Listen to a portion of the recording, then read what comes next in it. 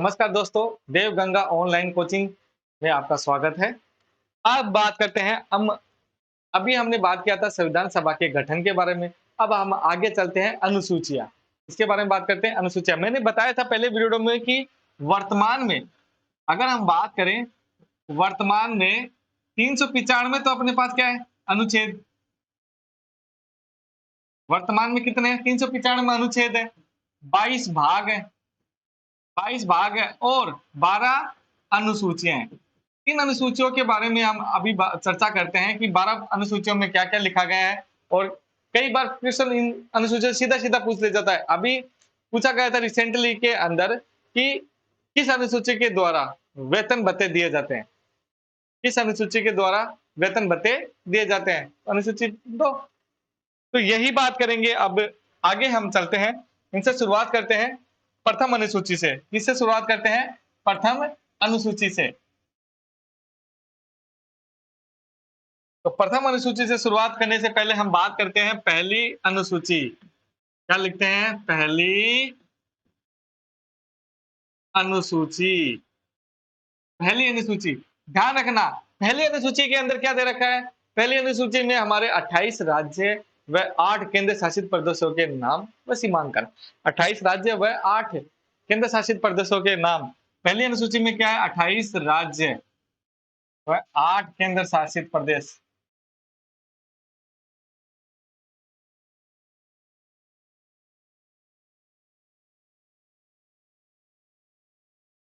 प्रदेशों के नाम व नाम सीमांकन।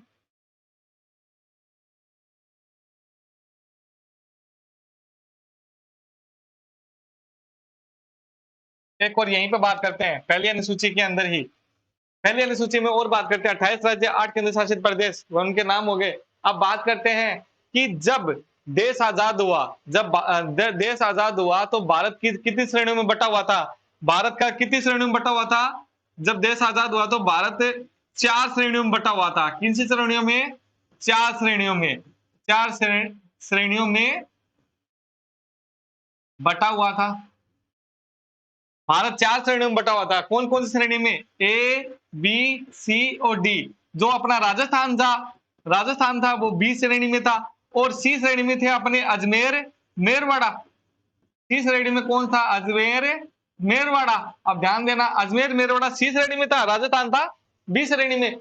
इसके बाद अगर हम बात करें कि भाषा के आधार पर सर्वप्रथम मद्रास प्रांत से कौन अलग होते हैं? आंध्र प्रदेश सर्वप्रथम। यानी भाषा के आधार पर अगर हम बात करें भाषा के आधार पर भाषा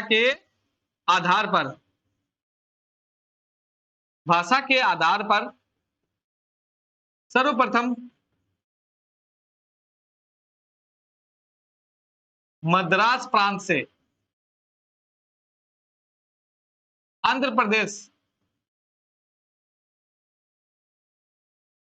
आंध्र प्रदेश को अलग किया जाता, अलग।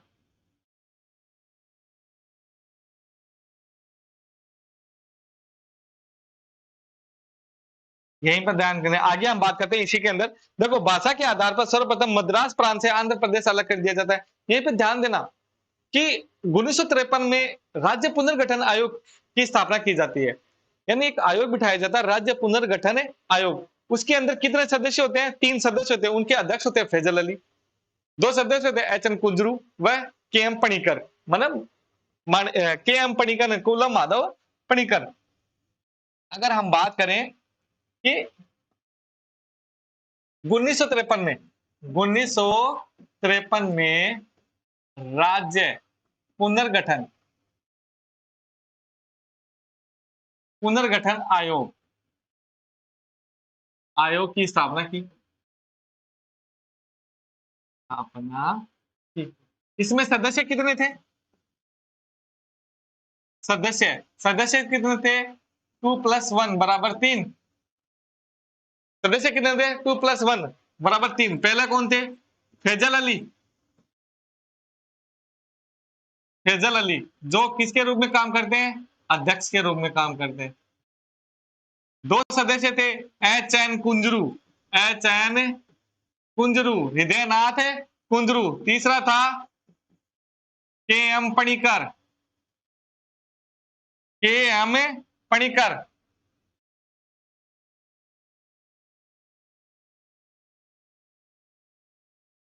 कल्लो माधव पणिकर, ये 3 सदस्य थे। फैजल अली अध्यक्ष रूप में, एच एन कुरजू, हृदयनारायण कुरजू, के एम पनियम, कल्लो माधव पणिकर।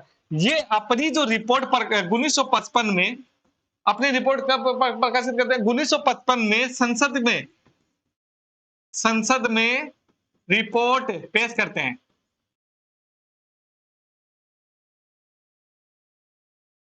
ध्यान देना, संसद में रिपोर्ट पेश करते हैं। अब इस रिपोर्ट के आधार पर 7वां संविधान होता है, 7वां संविधान संशोधन होता है, 7वां संविधान संशोधन 1956।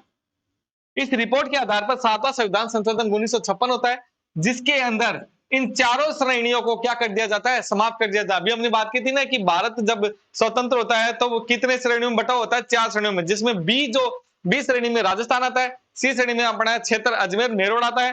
तो 7वां संविधान संशोधन 1956, तो चारों श्रेणियों को समाप्त किया गया, चारों श्रेणियों को समाप्त कर दिया गया, कर दिया गया।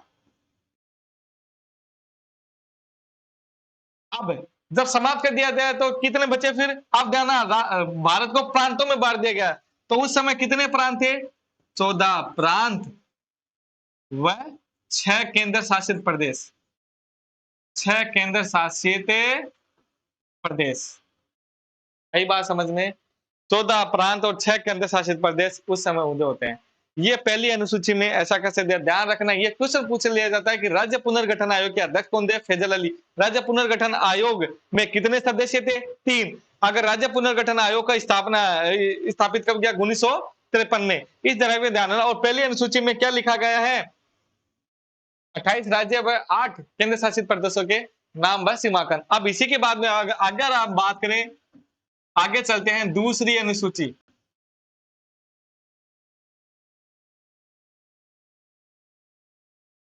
दूसरी अनुसूची में क्या है? वेतन भत्ते।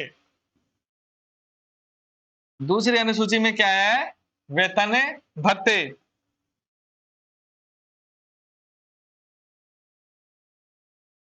दूसरी अनुसूची में क्या है? वेतन सभी संवैधानिक अधिकारियों वह जो भी कार्य करते उनके सबके क्या है? वेतन भत्ते। जैसे सभी में क्या? राष्ट्रपति, ठीक है, मंत्रीगण, मंत्रिमंडल, समझ लो, सभी मंत्रिमंडल, प्रधानमंत्री,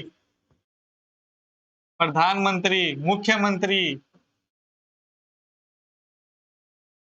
अभी प्रश्न पूछा गया था मुख्यमंत्री। देखो, राष्ट्रपति, मंत्रिमंडल, प्रधानमंत्री, मुख्यमंत्री, विधानसभा के सदस्य, लोकसभा के सदस्य, राज्यसभा के सदस्य, सभी को इसी अनुसूची के तहत क्या दिया जाता है? वेतन दिया जाता है। यानी मतलब विधानसभा, विधानसभा के सदस्य, राज्यसभा के सदस्य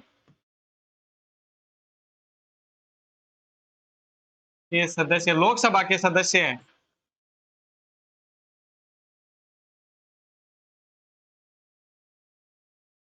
सभी को इसी इसी अनुसूची के तहत क्या दिया जाता है?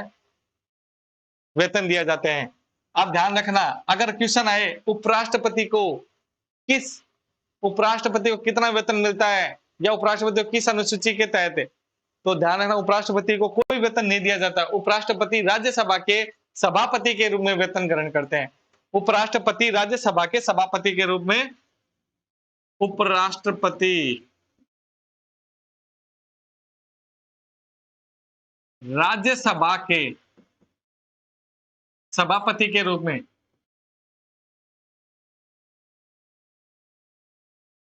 वेतन ग्रहण करते हैं, वेतन प्राप्त करते हैं। आई बात समझ में? दूसरी अनुसूची में क्या है? वेतन भत्ते हैं। दूसरी अनुसूची में वेतन भत्ते हैं। अगर हम बात करें तीसरी अनुसूची,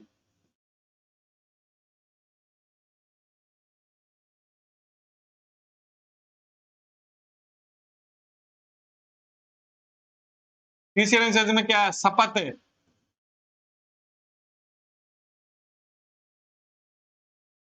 शपथ का प्रावधान, मंत्री मंडल का शपथ मतलब संसद के सदस्यों का संसद के सदस्य, राज्यसभा, लोकसभा प्लस विधानसभा के सदस्यों का शपथ का प्रावधान है। सभी संवैधानिक पदाधिकारियों की शपथ के प्रावधान है। क्या है मतलब, अगर हम बात करें राज्यसभा के सदस्य, लोकसभा के सदस्य,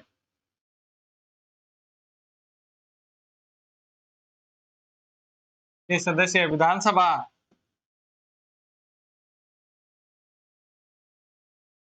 के सदस्य आदि क्या लेते हैं? शपथ। नोट ध्यान रखना, एक बार नोट, राष्ट्रपति, उपराष्ट्रपति और राज्यपाल। अगर हम बात करें स्पीकर,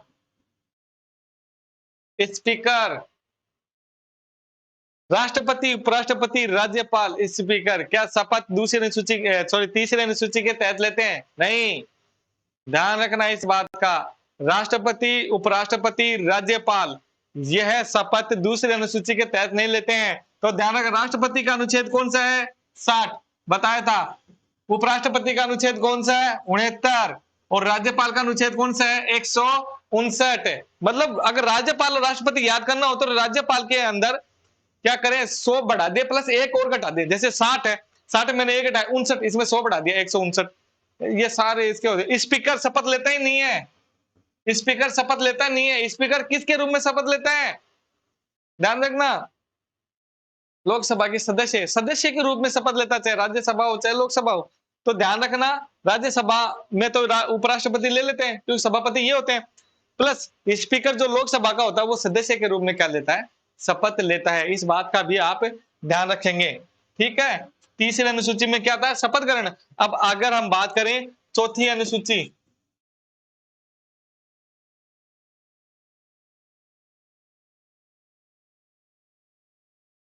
चौथी अनुसूची, चौथी अनुसूची राज्यसभा की सीटें,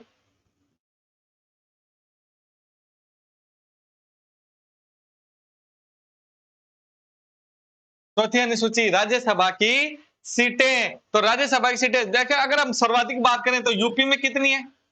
सर्वाधिक बात करें तो यूपी में कितनी है? यूपी में 31। महाराष्ट्र में अगर हम बात करें 19, राजस्थान में अपने 10, उड़ीसा में 10, गुजरात में 11, आंध्र प्रदेश में 11। समझ रहे हो क्या? यूपी में सर्वाधिक 31, महाराष्ट्र में 19, राजस्थान में 10, उड़ीसा में 10, गुजरात में 11, आंध्र प्रदेश में 11। दिल्ली की बात करूं, दिल्ली में 3, दिल्ली में की 3। असम की बात करूं, असम में 7, दिल्ली में 3, असम में कितनी है? 7। 8 राज्य ऐसे हैं जिनकी राज्यसभा सीटें कितनी है? एक ही है। 8 राज्य ऐसे हैं जिनकी राज्यसभा की सीटें कितनी है? एक ही है। इस बात का ध्यान रखना। 8 राज्य, जैसे मैं पूछूं 8 राज्य, 8 राज्य, और 8 राज्य में मैं सोचूं असम को छोड़ दो, फिर 7 सिस्टर जिसे हम कहते हैं 7 सिस्टर, उन सभी की सीटें कितनी है? एक। असम को छोड़कर 8 राज्य, और उसमें क्या जोड़ लेना? गोवा। क्या जोड़ लेना? गोवा। 8 राज्यों की राज्यसभा की सीटें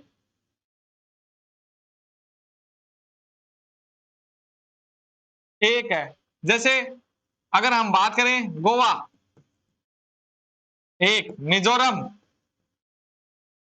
1, मेघालय 1, मणिपुर 1, त्रिपुरा 1, नागालैंड 1। यही बात है ना। जैसे पांडुचेरी 1, पांडुचेरी 1, इस आधार पे। और अब वैसे राजस्थान की ध्यान को बस ज्यादातर राजस्थान की पूछ लेते हैं। राजस्थान की राज्यसभा की सीटें कितनी है? 10। कितनी है? 10। तो चौथी अनुसूची में किसका प्रावधान है? राज्यसभा की सीटों का प्रावधान है। ठीक है, आगे चलते हैं हम। पांचवी अनुसूची,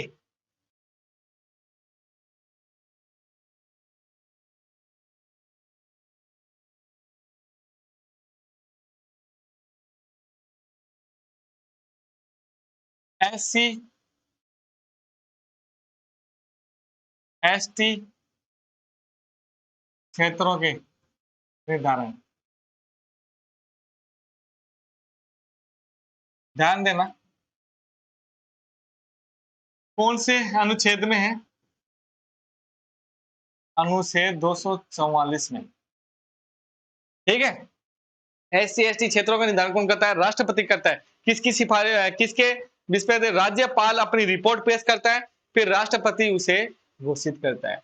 राज्यपाल अपनी रिपोर्ट प्रकाशित कर राज्यपाल अपनी रिपोर्ट किसे कहां भेजेगा? राष्ट्रपति के पास, और राष्ट्रपति उसे निर्धारण करता है। तो राष्ट्रपति निर्धारित करता है। यहां हम लिखें तो राष्ट्रपति निर्धारित करता है। ठीक है, आगे बात। अभी यार ध्यान पे देखो, अगर मैं बुझू यहां पर एक आयोग होता है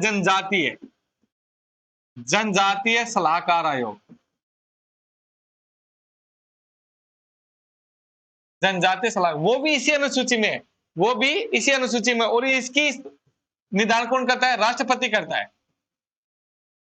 राष्ट्रपति करता है। सदस्य कितने होते हैं? अधिकतम सदस्य अधिकतम होते हैं इसमें 20। कितने सदस्य होते हैं? 20। जनजातीय सलाहकार आयोग राष्ट्रपति करता है, इसमें सदस्य कितने होंगे? 20। कितने सदस्य होते हैं? अधिकतम कितने होते हैं? 20। इसके बाद अगर हम बात करें छठी अनुसूची की,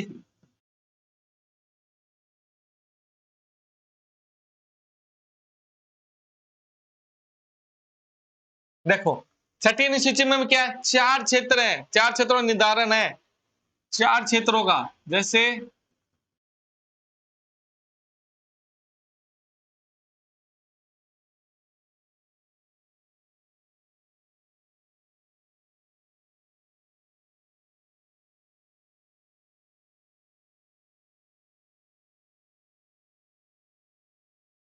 निर्धारण, 4 क्षेत्र का क्या है? निर्धारण है। कौन कौन से? जैसे ऐसे याद कर लो ना, AMMT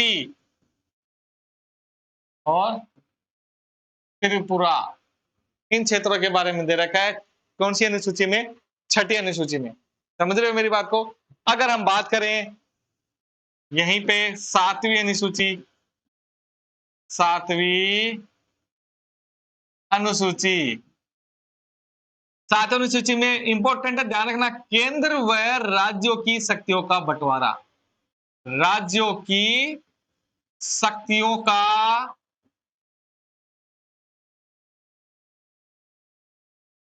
बंटवारा। 7वीं अनुसूची मतलब केंद्र व राज्यों की शक्तियों का बंटवारा। और कैसे है? देखो मैं लिखूं यहां पे, एक पहली होती है संघ सूची, दूसरी होती है राज्य सूची, तीसरी होती है समवर्ती सूची। ठीक है, संघ सूची में पहले विषय कितने थे? 97 विषय थे पहले। ठीक है, इसके अंदर कितने थे? 66। इसके अंदर कितने थे? 47। अगर हम वर्तमान में बात करें तो वर्तमान में संघ सूची में कितने हैं? 100। इसके अंदर 61, इसके अंदर 52। ठीक है, संघ सूची पहले 97 विषय थे, वर्तमान में 100 है। इसमें राज्य सूची में 66, अब वर्तमान में 61 है। समवर्ती सूची में 47 मतलब 52 है। ध्यान रखना कौन कौन से विषय किस किस में हटाए गए, अभी हम बात करते हैं। जैसे मैं बात करूं राज्य सूची से, राज्य सूची से 5 विषय हटाए, 5 विषय। ठीक है, जो 4 निम्न प्रकार है, निम्न है। कौन कौन से? वन, वन्य जीव, वन्य जीव, शिक्षा, मापतोल। ये किस में जोड़ दिया गया? समवर्ती सूची में जोड़ दिया गया, सूची में जोड़ा। ठीक है, एक विषय और जोड़ा गया समवर्ती सूची में, नागरिक नियोजन।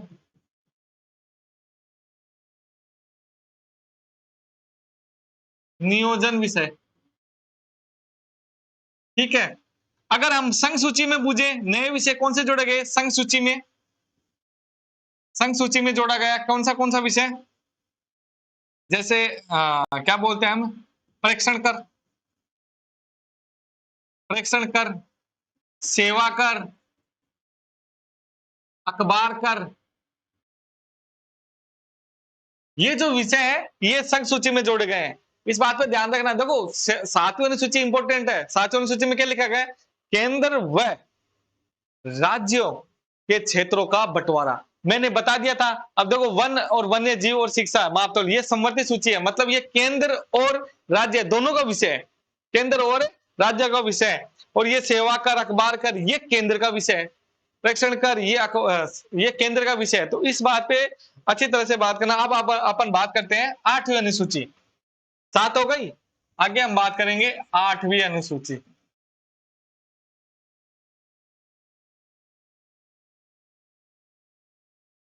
आठवीं अनुसूची, आठवीं अनुसूची में क्या है? भाषा, भाषा का प्रावधान। वर्तमान में कितनी भाषा है आठवीं अनुसूची में? 22।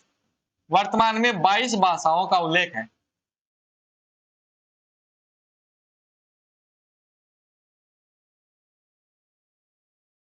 उल्लेख है, वर्तमान में 22 भाषाओं का उल्लेख है आठवीं अनुसूची में। अगर आगे हम बात करें नौवीं अनुसूची, इंपॉर्टेंट है, लगा लेना भाई। नौवीं अनुसूची आर्थिक सुधार व भूमि कर, सॉरी, आर्थिक सुधार व भूमि सुधार अधिनियम। आर्थिक व भूमि सुधार अधिनियम। देखो, अब मैं आपको बता देता हूं। नौवीं अनुसूची आर्थिक व भूमि सुधार अधिनियम कब जोड़ी गई? प्रथम संविधान संशोधन 1951। पहली अनुसूची मतलब प्रथम संविधान संशोधन कब जोड़ी गई? है प्रथम संविधान संशोधन 1951 में जोड़ी गई। प्रथम संविधान संशोधन 1951 के अंदर यह अनुसूची जोड़ी गई है। ध्यान रखना, इस अनुसूची, यह अनुसूची क्या नहीं है भाई? वाद योग्य नहीं है, योग्य नहीं है। नौवीं अनुसूची, नौवीं अनुसूची वाद योग्य नहीं है। लेकिन ध्यान रहो, आगे भी बात करो, परंतु परंतु सुप्रीम कोर्ट ने 2007 में 7 में कहा, क्या कहा? कि नौवीं अनुसूची में 1973 के बाद, नौवीं अनुसूची में 1973 के बाद जितने भी विषय जोड़े जाएंगे, नौवीं अनुसूची में 1973 के बाद जितने भी विषय जोड़े जाएंगे, उन्हें न्यायालय में क्या दिया जा सकता है? चुनौती दी जा सकती है। क्या दी जा सकती है? चुनौती। क्या कहा? कि नौवीं अनुसूची में यानी 1973 के बाद, 73 के बाद जो भी विषय 1973 के बाद जो भी विषय जोड़े गए हैं उनको न्यायालय में चुनौती दी जा सकती है।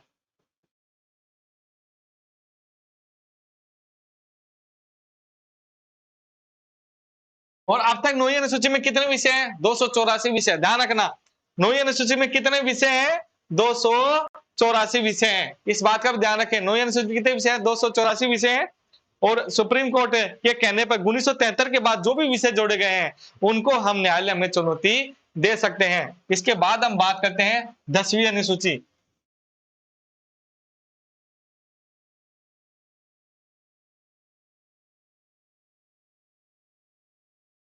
इसके बाद हम बात करते हैं 10वीं अनुसूची। 10वीं अनुसूची क्या है?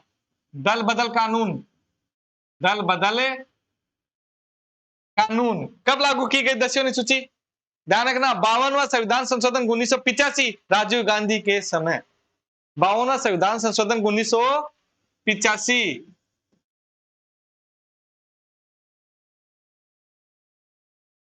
संविधान संशोधन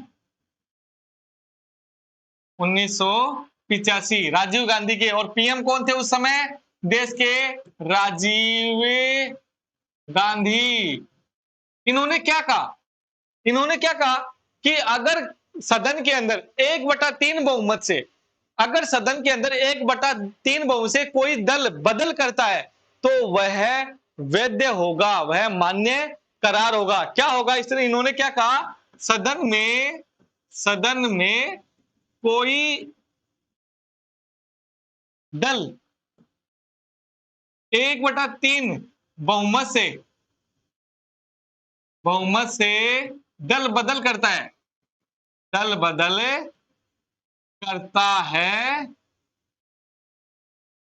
तो वह मान्य होगा। वह क्या होगा? मान्य होगा। लेकिन अब आओ भाई, यहीं पे 51वां संविधान संशोधन होता है। क्या होता है? संविधान संशोधन। 51वां संविधान संशोधन होता है 2003 में, जो लागू होता है 2004 में। ध्यान देना, 51वां संविधान संशोधन होता है 2003 में, जो लागू होता है 2004 में। और पीएम कौन होते हैं? हमारे पीएम होते हैं अटल बिहारी वाजपेयी। हमारे पीएम कौन थे भाई? अटल बिहारी वाजपेयी। अटल बिहारी वाजपेयी, ये हमारे पीएम थे। इन्होंने क्या काम किया? बस कुछ नहीं किया। 2/3 के स्थान पे इन्होंने क्या कर दिया कि 2/3 के स्थान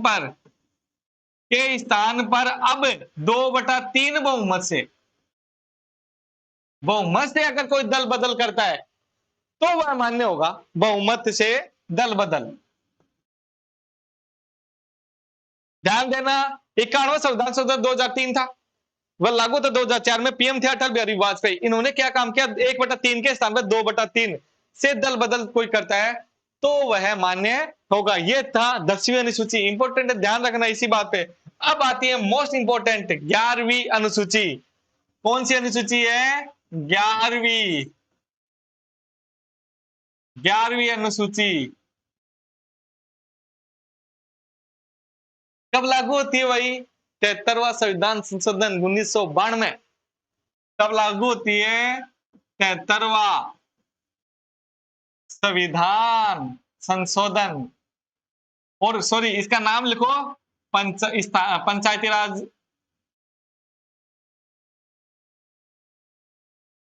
राज को स्थानीय स्वशासन।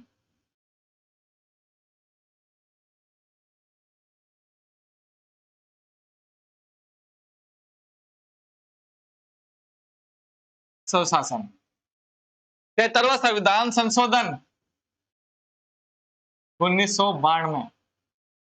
11वीं अनुसूची कब लागू होती है? 73वां संविधान संशोधन 1992 में। इस दिन पंचायती राज को संवैधानिक अधिकार दे दिया जाता है और 11वीं अनुसूची जोड़ी जाती है। पंचायती राज को संवैधानिक दर्जा दिया जाता है। क्या दिया जाता है?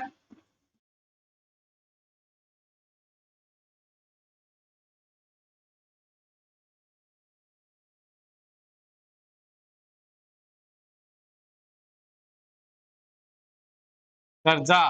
वह ध्यान रखना, इसमें कितने विषय जोड़े गए? 29 विषय। 29 विषय जोड़े गए। पंचायती राज में कितने विषय जोड़े गए? 29 विषय। देखो, 11वीं अनुसूची पंचायती राज स्थानीय स्वशासन, ठीक है, 73वां संविधान संशोधन 1992 में जोड़ी गई। पंचायती राज को संवैधानिक दर्जा दिया गया। वह इसमें कितने विषय जोड़े गए? 29 विषय गए। इसी के साथ एक और अनुसूची जोड़ते हैं। कौन सी? 12वीं अनुसूची।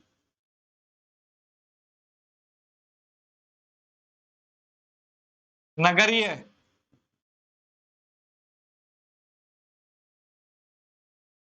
नगरीय स्वशासन।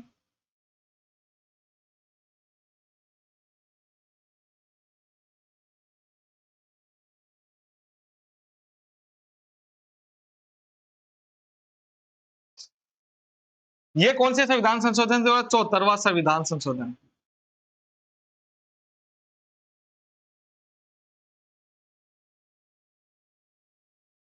उन्नीस सौ 74वां संविधान संशोधन। एक बात और ध्यान रखना, सच्चाई, इसका कौन से भाग में जोड़ी गई? 9वें भाग में। ये कौन से भाग में जोड़ी गई? 9वें भाग में। और ये कौन से भाग में जोड़ी जाती है? भाग 9A में। जो नगरीय स्वशासन था वो भाग 9 में, और जो पंचायती राज है वो भाग 9 में, और ये 9A में। इसमें विषय होते हैं 29 और इसमें विषय होते हैं 18। कितने होते हैं? 18। और कब जोड़ी गई? 74वां संविधान संशोधन 1992 में। नगरीय स्वशासन को संवैधानिक दर्जा दिया गया 12वीं अनुसूची के अंदर। अब ध्यान रखना, देखो मैंने ये बता दी 12 अनुसूची हो गई, 12 के 12 याद होनी चाहिए आपको। देखो कैसे, सिंपल सा फंडा है। पहली अनुसूची 28 राज्य 8 केंद्र शासित प्रदेशों के नाम। दूसरी अनुसूची वेतन भत्ते। तीसरे शपथ। चौथा राज्यसभा की सीटें। 5वीं अगर हम याद करें SC/ST के क्षेत्रों का प्रावधान। 6ठी AMMT मतलब 4 राज्यों के क्षेत्रों का प्रावधान मतलब AMT असम, मिजोरम, मेघालय, त्रिपुरा। 7वीं केंद्र व राज्य में शक्तियों का बंटवारा। 8वीं भाषा का प्रावधान। 9वीं अनुसूची भूमि सुधार अधिनियम। 10वीं अनुसूची दल बदल कानून। 11वीं अनुसूची पंचायती राज और 12वीं अनुसूची नगरीय स्वशासन। आई बात नहीं? यही है, बस छोटा सा, कुछ नहीं है, बहुत जल्दी, मतलब थोड़ा सा दिमाग लगाओ, याद है यूं की यूं।